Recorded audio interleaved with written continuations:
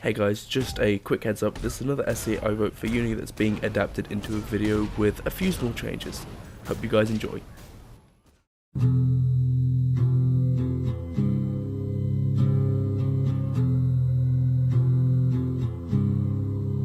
The notion of another Batman reboot may seem daunting to some people, as prior to Gotham there have been 7 unique actors to play Bruce Wayne in live action TV and film, potentially causing some viewers to feel discombobulated on if this new adaptation is a connected property to the other Batmen or simply its own being. At the same time, the existence of Gotham also enforces Reynolds' claim that contemporary pop culture is addicted to its own past, with Batman seemingly always in the public zeitgeist, with around 100 adaptations in film, television, video games, and animation telling their own takes on Batman as a character, such as Batman Ninja, an anime film where Batman is in feudal Japan and is also fighting in a mech suit for some weird reason.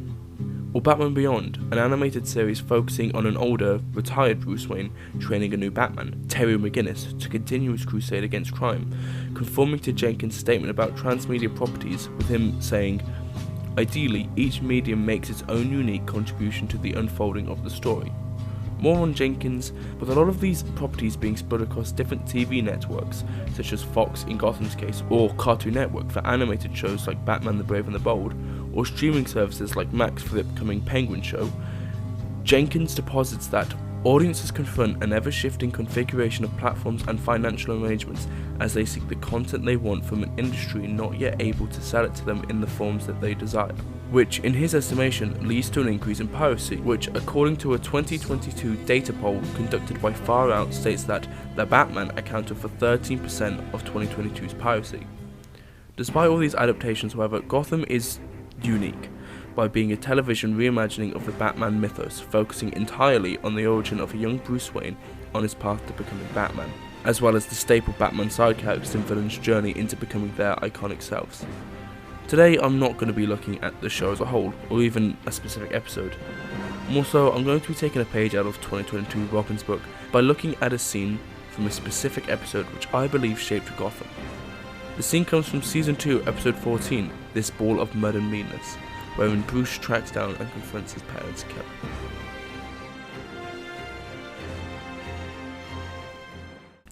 In the scene, Bruce Wayne, portrayed by David Mazouz, and Matches Malone, portrayed by Michael Bowen, demonstrate their acting talents in order to convey two vastly different yet similar characters.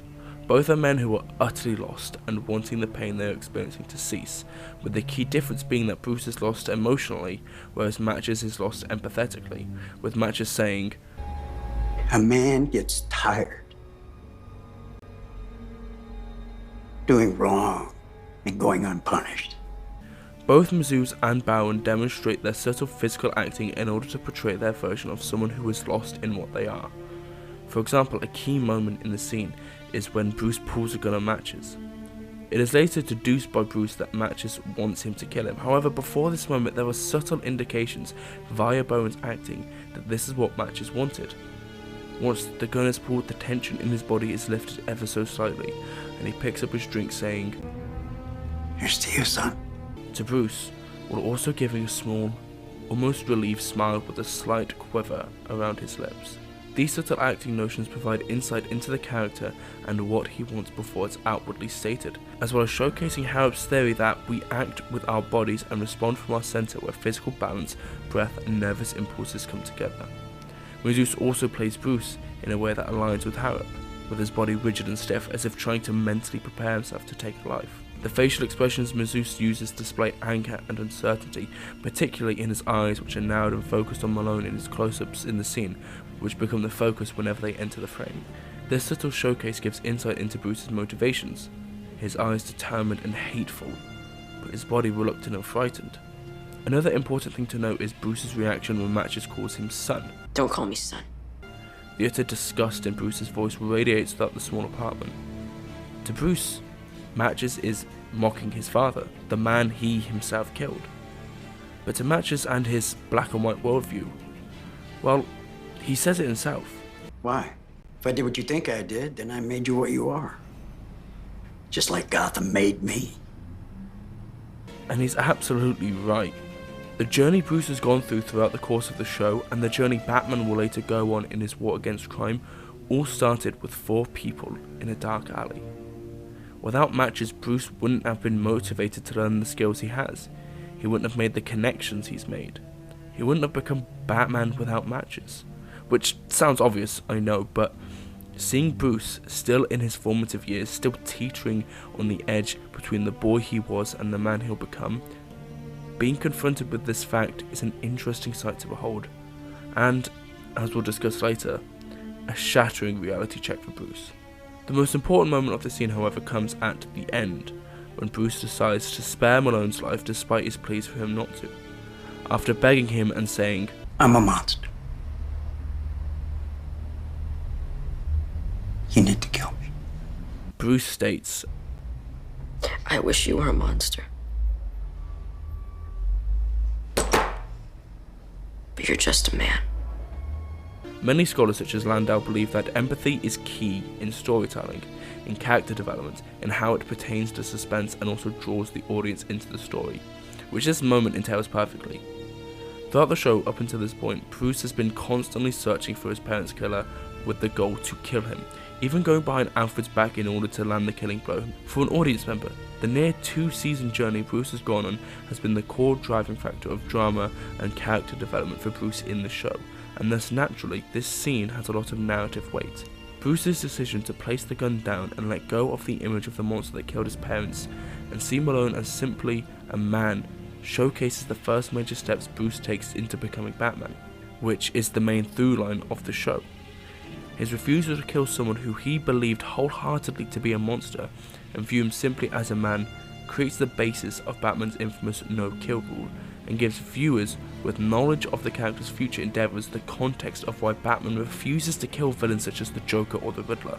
Gotham showcases to viewers why Batman lets his criminals live. It's because deep down he knows they're just men, which coincides with the Landau's belief that all stories are coming-of-age tales, regardless of the character's chronological age, which is, in my estimation, the core aspect of Gotham. There's, of course, the overt coming-of-age aspect of the show for Bruce, which truly takes its first steps in this scene as I've discussed, but for every character as well, hero and villain alike. The scene ends somewhat depressingly, however. Bruce leaves Malone's apartment and is greeted by Detective James Gordon, who has been trying to track down Bruce after he heard about what he was attempting to do earlier in the episode. Bruce tells Gordon that Malone is alive for Gordon to arrest, when a gunshot is heard, indicating that Malone killed himself with Bruce's gun, with a later close-up on Malone confirming his grisly fate. Malone's character in this scene perfectly fits that of Landau's injured feral animal analogy, which he uses to describe the character arc in a coming-of-age scenario. In essence, he says, animals act more fierce because they are less fierce. They create an illusion to feel safer and more protected.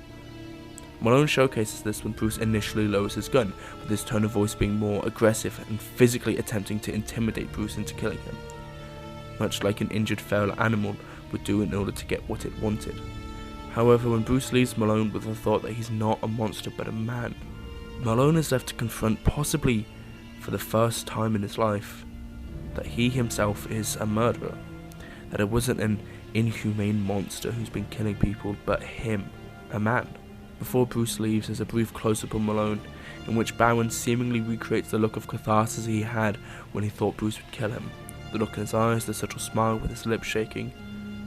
However, in this moment, he almost conveys sorrow and realization. Bruce, by saying he's just a man, has unknowingly held up a mirror to Malone onto the kind of person he is.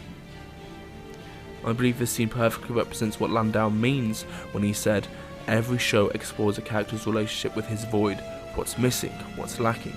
For our audience to truly develop a relationship with a character over numerous episodes, there must be a level of complexity in their character that whatever internal problems they have can only be solved through external reactions. Further exemplifying this, the episode itself ends with Bruce leaving the comfort of Wayne Manor in order to see the true Gotham, to understand the city, to try and find a way to help Gotham on a deeper, more impactful level. It's also as if Bruce is accepting Malone's notion that, by killing the Waynes, he set Bruce on the path he's currently on. And while Bruce does accept that truth, he himself still wants to mould that path into his own and turn the pain that Malone caused him into a force for good in the city. Gotham as a television show is, like many modern Batman adaptations, unique from what we have gotten in the past.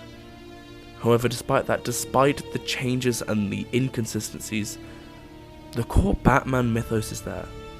This ball of mud and meanness showcases to the viewer the true origins of Batman as a character through clever writing which understands the characters, their histories, who they are and who they are meant to be, but also with the outstanding and subtle performances by Mazouz and Bone respectively, expertly portraying two lost men who just want the pain to stop.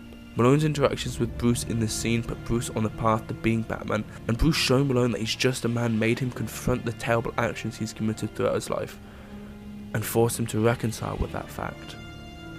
Hey guys, thank you so much for watching this video. If you guys are enjoying these uni essays turned video essays, I'll make sure to keep them coming. I mean, it does kind of give me a reason to finish writing the scripts for these things. Video output might be a bit slow as I've got a lot of uni projects I'm currently working on, but I do have some ideas in the works. In the meantime, I recently uploaded a stream highlights from a charity stream I did, and I can't lie, it was one of the most strenuous editing tasks I've had to date, spending over 20 hours editing it in total, so it would mean a lot if you check it out. Seriously though, I was fucking dead by the time I finished editing that. The last voiceover section was done after I finished editing it, and I just sound like I want to die. But that's pretty much it for me. Cheers for watching and have a nice day.